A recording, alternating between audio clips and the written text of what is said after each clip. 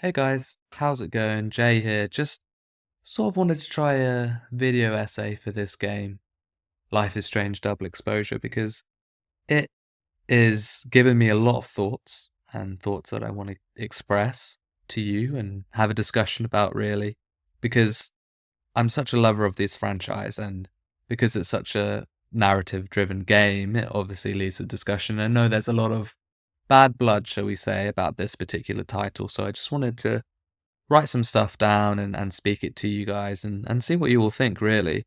So, a little bit of background for me is I've played the original, Before the Storm, and True Colors. Love them all. Always Bay over Bay, as in I choose Chloe over Arcadia Bay every time. And I finished Double Exposure earlier this week, and these are my mulled over thoughts. So, in summary, this title is like two games for me. The first three episodes are excellent, and I had a great time with them, and I would put them up as some of my favourite times with the franchise as a whole, second only really to the original. Episode 4 and 5, however, were just a mess. Completely different narratively and thematically, and not in a good way. But it's not all bad, so let me look at the good stuff first. I love Max as a character. I still do. I think she's brilliant. She's such a goofball. Does not change in this game. I think she's brilliant. Hannah's voice acting is obviously still superb. Very true to the character. I think she's great. She was not the problem of this game, in my opinion. Moses, I also think, is a great character, and good writing for him gives you the classic Life is Strange response of, I would do anything for this guy. Amanda and Vin, I also thought were pretty good, although Vin is a greaseball. I actually enjoyed talking to both of them. I thought they had entertaining dialogue. Amanda's really quirky and funny, and she had, good interactions. The music, fantastic. Worthy soundtrack for this franchise. The murder mystery aspect was what gripped me in this game. So the first 3 episodes had me so invested. I wanted to solve the mystery. I wanted to find out who killed Safi. I wanted all of that stuff. So that, coupled with these enjoyable characters and Max's goofiness, I had a good time to start. Then, episode 4 came round. So, let's now go into bad. Firstly, I just want to look at some characters that I thought were shoehorned in and really not fleshed out at all, in contrast to what I've said above. 2 most notably, Alderman. Sorry, what was the point of Alderman being in this game at all? He dies or disappears as soon as he's introduced, effectively.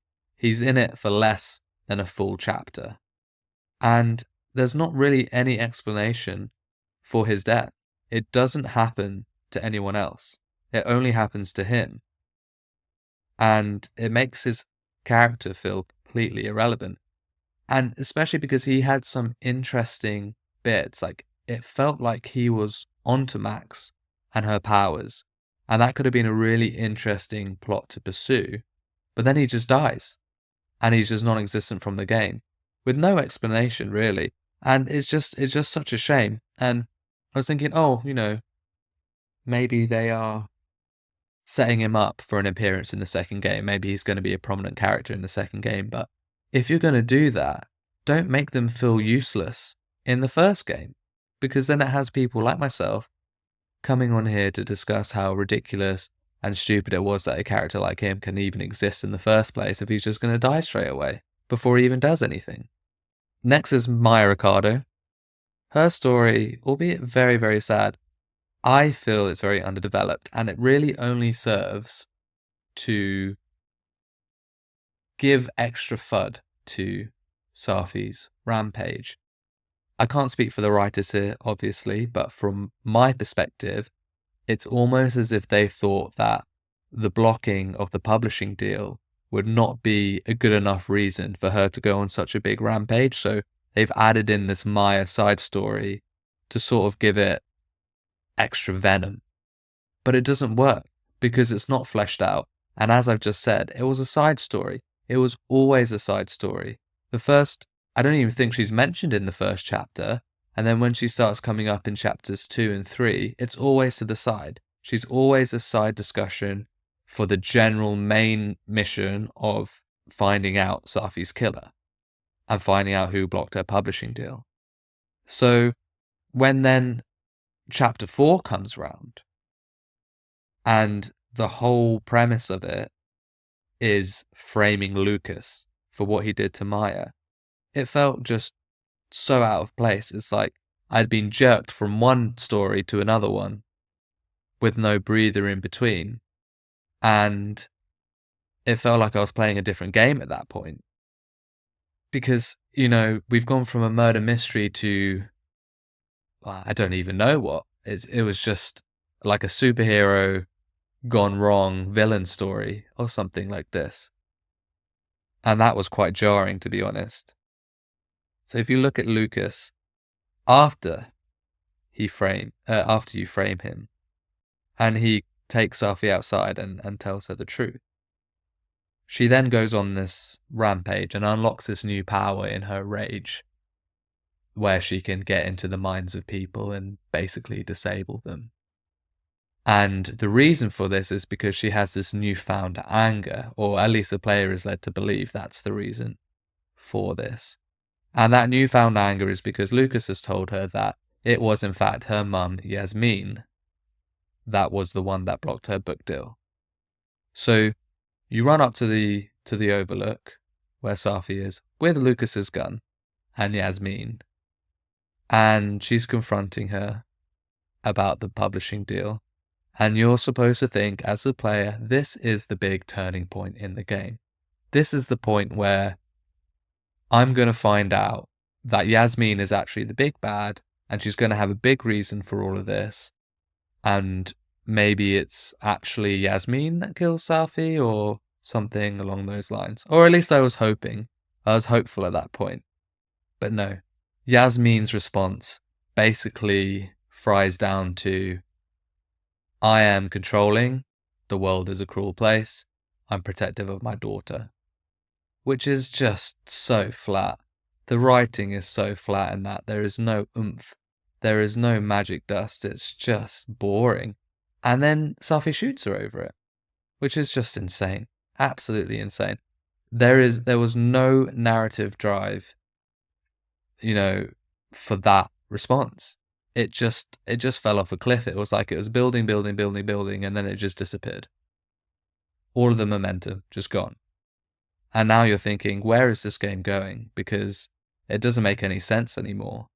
And then, of course, you take Safi's hand and you jump into the tornado, which is laughable. Let's talk about the tornado, because the fact that it even exists in this game is a complete cop-out. You can't take the character from the main game, but then also take the main bad, as it were, the tornado from the first game as well.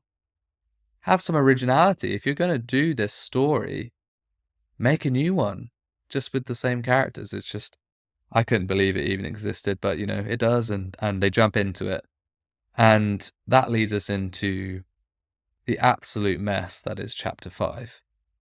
Chapter 4 was nothing compared to Chapter 5. I thought Chapter 5 was absolutely terrible.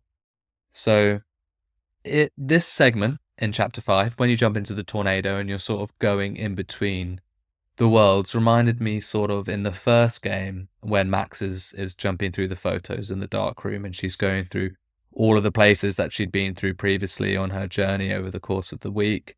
You've got the locker room, you've got the junkyard, etc., etc. So that's already reused. You're using it again. And yes, you even do end up in Blackwell's bathroom again, which, oh my god, I really hope that Chloe would actually appear there, but she didn't, so whatever. But this segment is reused, but also confusing, because you're going around these segments, finding Safi, who is imprisoning people inside their own brains, and you're double exposing photos to get her out. Now, I thought that mechanic was cool. I do enjoy the photography side of this game, but there is no explanation for Safi being inside these people in the first place. You could say, with Lucas and with Gwen, she has a bone to pick with them, so she's targeting them, but Moses? Moses is her best friend. She always said that she would never hurt Moses. So why is suddenly now she and Moses? Has she just lost control? But then it doesn't make sense for her to lose control because she had control. Before you went into the tornado, she wouldn't just suddenly lose it. But that aside, this whole segment finally comes to an end and you're outside the tornado and you're with Safi again. And then comes the biggest slap in the face, I think, in this game, which is the final decision. The final decision in this game shows me that these developers did not understand what made the fans of Life is Strange the fans of Life is Strange. We like the personal relationships and the emotions it makes us feel when connecting with these people. If you look at the original, you look at Max and Chloe, or Kate, or Warren, all of these things that just make it such a good narrative experience. Not the power, not the time travel. That's not what makes that game. Before the Storm, you look at, Chloe and Rachel. Chloe doesn't even have powers in that game, and it's still good. True Colors. It's about Alex's relationship with Gabe and navigating that sea of distress that she had growing up with him and her dad and her mum passing away. It's never about the powers. So for this decision now to be, I'm making effectively an Avengers Assemble moment, are you with me? It just completely takes me out of it as like, am I playing a Life is Strange game here? What is happening? But also, all of these decisions, these final decisions in these games always make you reflect on what you've done up to this point. Literally, the first scene of the first game, as soon as you take control of Max, is walking up to the tornado. You always know that this game is going to build up to a big decision you're going to have to make between two evils that involves this tornado. This decision in Double Exposure doesn't make you reflect on anything because you didn't even know that Safi had powers before Chapter 4. So this final decision that you're making to make this superpower sort of team with Safi doesn't even include the first 3 chapters of the game. So you're asking me to make this big crucial decision of something that I've only just known about for, the last 40% of the game, which doesn't hit me in any way. It doesn't make me feel emotional. It doesn't make me think that this choice matters. And I stress again, it's not about the superpowers. Nobody cares about the superpowers. Anyway, let's move on to Chloe, everyone's favourite subject. So as I said at the start, going into this game as a bay ender, I always choose for Chloe to live. So I knew I was going to miss her in this game. I understood that she could not be physically present in this game, given that there are 2 endings. But she didn't have to break up with Max. In fact, it's completely disrespectful to her character to have her break up with Max, because if anyone actually knows Chloe Price's character, they know that she would never do that. The fact that you, as a player, if you have chosen that ending in the first game, sacrificed everything to save Chloe, and then in this game your reward is that they've broken up, it just doesn't make any narrative sense. Even if you chose to save Arcadia Bay, you know that was the most difficult decision Max would ever have to make in her life. So it would just make sense that if she was alive, they would be together. She could have been, visiting David. She could have been continuing traveling while Max was taking her residency at Caledon. There were so many other options to explore there that would allow her not to be physically present in the game, but also still with Max, and not disrespect her and the player as well. Now, a further point I would say is that a game that is so focused around multiple realities, surely there could have been a reality where Max and Chloe were still together My thought is that when you make the decision at the start of the game, when you're talking to Safi and the turtle in chapter 1, is that if they really wanted to go down this route and say that they had broken up so that she wouldn't be, front and center in this game, is that would think of that as the dead world, right? So you say to Safi in the dead world that you've broken up with Chloe, yet in the living world or the other reality, they're still together. So that when the two realities then merge at the end, you get a text from Chloe and it's something along the lines of, "Oh, I'll see you later," blah, blah, blah, because they're still together.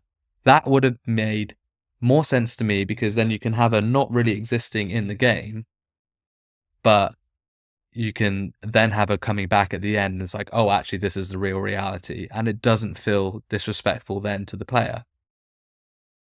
But then, there's even a line of dialogue at the end from Moses that seems to imply that maybe she might even exist in the next game, and I'm not really sure how they're going to play that, but I guess we'll just have to wait and see to see how that's involved. But the dealing with her in this game was not good. And the social media posts. Oh my god. If you chose, obviously, for her to be alive and her and Max had broken up, you still get these social media posts on your phone from her of her having a good time in wherever she is in the world. And it's just twisting the dagger. It's so painful to see that that's how they wanted to treat her. It's awful. Really, really bad. So, in conclusion, Max Caulfield will return, as we all know. I still apprehensively look forward to it, I suppose, as Max is a shining star for me, always will be. But please, Deck 9, please have a more coherent story, and please be more respectful to Chloe's character if you're going to bring her back. Or if you don't, just cut her out completely. Don't sour the audience, don't twist the dagger, just cut her out. If you want her out, she's gone completely. Don't have her lingering in the background. Murder Mystery, episodes 1 to 3, 9 out of 10 for me. Shape-Shifting Storm Clusterfuck, episodes 4 and 5, 5 out of 10. Please, Deck 9, get it back on track with the next title.